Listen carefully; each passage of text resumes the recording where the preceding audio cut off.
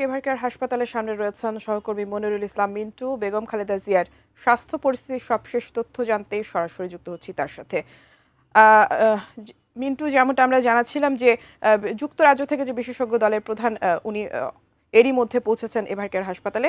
এছাড়া আপনার কাছে সেখান থেকে আর কি কি তথ্য রয়েছে আমাদের জানাবেন।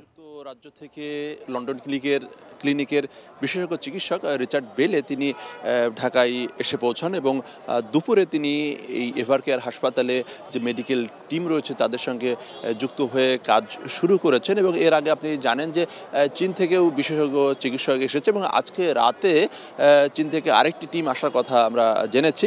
এবং আজকে আসলে নতুন করে গণমাধ্যমে ব্রিফ করা হয়নি এবং কিছুক্ষণ আগেই মিডিয়া সেলের সদস্য সাইরুল কবির খান তিনি আমাদেরকে জানিয়েছেন যে তিনি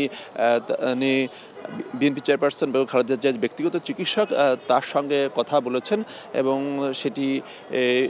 কথা বলে তিনি জানিয়েছেন যে খালেদা জিয়ার যে অবস্থা সেটি অপরিবর্তিত রয়েছে। নতুন করে আসলে যে আপডেট দেওয়ার মতো তথ্য এখন নেই। 4 গুণ শক্তিশালী এনজাইম ও অধিক ফেনা সমৃদ্ধ অরিক্স সিলভার ওয়াশ মাত্র 70 টাকায়।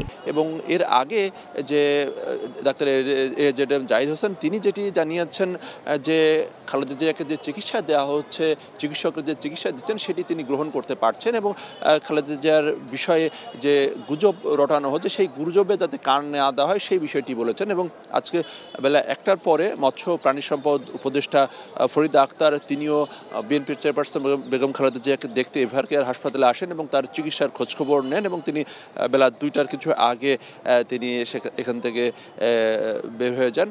এবং আপনি জানেন যে গতকাল থেকেই বিএনপি চেয়ারপারসন বেগম খালেদা জিয়াকে বিশেষ নিরাপত্তা দিচ্ছে এসএসএফ এবং বাইরে পুলিশ, বিজিবি সহ অন্যান্য আইনশৃঙ্খলা বাহিনীর সদস্য তারা রয়েছেন। এবং এভারকেয়ারের সামনে গত কদিনের মতো আসলে আজকেও নেতাকর্মী থেকে শুরু করে সাধারণ মানুষ কিংবা উৎসুক মানুষেরও ভিড় রয়েছে।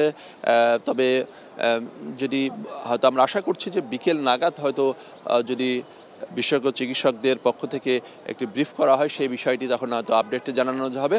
এবং ডাক্তার এজেডএম জাহিদ হোসেন আরও যেটি জানিয়েছেন যে বিভিন্ন দেশের সরকার প্রধান, রাষ্ট্রপ্রধান এবং সরকারের পক্ষ থেকে খালেদা জিয়ার উন্নত চিকিৎসার জন্য তাদের পক্ষ থেকে কিছু করণীয় থাকলে সেই বিষয়ে তারা সহায়তার হাত বাড়িয়ে দেবেন এমনটি জানিয়েছেন। তবে যেহেতু খালেদা জিয়ার অবস্থার বিদেশে যাওয়ার মতো অবস্থা তৈরি হলে সেই বিষয়টি মেডিকেল টিম সে বিষয়ে সিদ্ধান্ত নেবে। এখন পর্যন্ত যেটি রয়েছে আসলে ক্রিটিক্যাল ইনটেনসিভ কেয়ারে তার চিকিৎসা চলছে। এর আগে গত 23 নভেম্বর তিনি অসুস্থ হলে এভারকেয়ার হাসপাতালে ভর্তি হন এবং তার ফুসফুসের অবস্থা খারাপ হলে তখন তাকে ক্রিটিক্যাল কেয়ার ইউনিটে চিকিৎসা দেওয়া হচ্ছে এবং সেই অবস্থায় তার চিকিৎসা চলছে। তো আজকে যে বিশেষজ্ঞ যে চিকিৎসক যুক্তরাজ্য থেকে এসেছেন তিনি এই মেডিকেল টিমের সাথে কাজ করছেন। পরবর্তীতে আমরা চেষ্টা করব কোনো আপডেট পেলে সেটি আমরা দর্শকদেরকে আপনাদের মাধ্যমে জানাতে পারবো।